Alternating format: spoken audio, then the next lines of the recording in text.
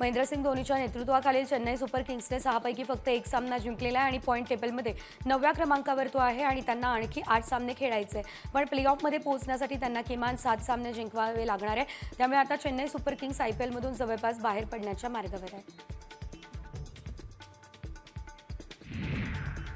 आज super Saturday आहे तर दुपारच्या सामन्यामध्ये लखनौ सुपर जायंट्स गुजरात टायटन्ससोबत भिडणार आहे। तर लखनौ येथील त्यांच्या होम ग्राउंडवरती हा सामना होणार आहे। हा सामना भारतीय वेळेनुसार दुपारी 3:30 वाजता सुरू होईल आणि दोन्ही स्पर्धात्मक संघांमध्ये एक रोमांचक सामना होण्याची शक्यता आहे।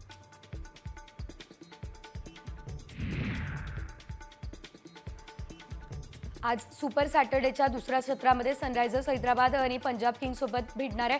हैदराबादच्या राजीव गांधी आंतरराष्ट्रीय स्टेडियमवरती हा सामना रंगणार आहे। दोन्ही संघांमध्ये जबरदस्त फलंदाज आहेत आणि त्यामुळे क्रिकेट चाहते एका रोमांचक आणि उच्च स्कोरिंग सामन्याची अपेक्षा करताना दिसतात।